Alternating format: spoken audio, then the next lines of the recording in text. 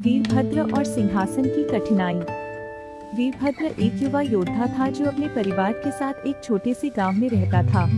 वह अपने दिल से बड़ा था और हर मुश्किल को आगे बढ़कर सामना करना चाहता था। एक दिन उसे पता चला कि उसके राजा के राज्य में एक सिंहासन है जिसे पाने के लिए एक बड़ी प्रतिस्पर्धा चल रही थी। यह सिंहासन उसे वहीं ले जाना है जहां उसके परिवार का पूरा इतिहास जुड़ा हुआ था।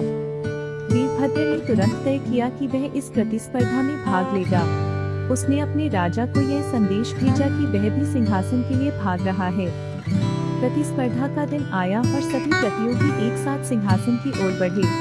वीरभद्र ने देखा कि सिंहासन के पास विभिन्न प्रकार की कठिनाइयां हैं, जैसे अजगर, चिड़िया, गहरे खाई और अन्य अवज्ञात जीवन। प्रतियोगी एक एक करके हार गए, किंतु वीरभद्र ने हारने का सोचा तक नहीं। उसने अपने जीवन की सबसे बड़ी कठिनाई के सामने खड़ा होकर उससे सामना किया।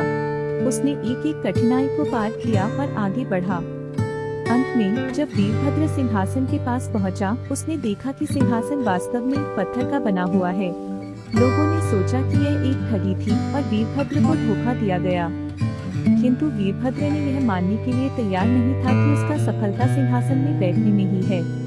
उसका सच्चा उद्देश्य था अपने परिवार का इतिहास और उनकी मान्यता को सिंहासन पर चिन्हित करना। वीरभद्र ने अपने परिवार के साथ गांव लौटकर उन्हें अपने अनुभव का बताया और सिंहासन की बारीकी को अपने गांव में स्थान दिया। इससे वह दिखाना चाहता था कि सच्ची प्रतिष्ठा और मान्यता उसे मिली है, जो उसने अपने जीवन की कठिनाइयों का सामना करके हासिल की थी। इस कथा से हमें ये सीखने को मिलता है कि जीवन में समस्याओं का सामना करना और उन्हें पार करना हमें सच्ची मान्यता और प्रतिष्ठा देता है। असली सफलता उसे महसूस करने में है जो हम अपने जीवन में करते हैं, और न कि चीज के नाम पर।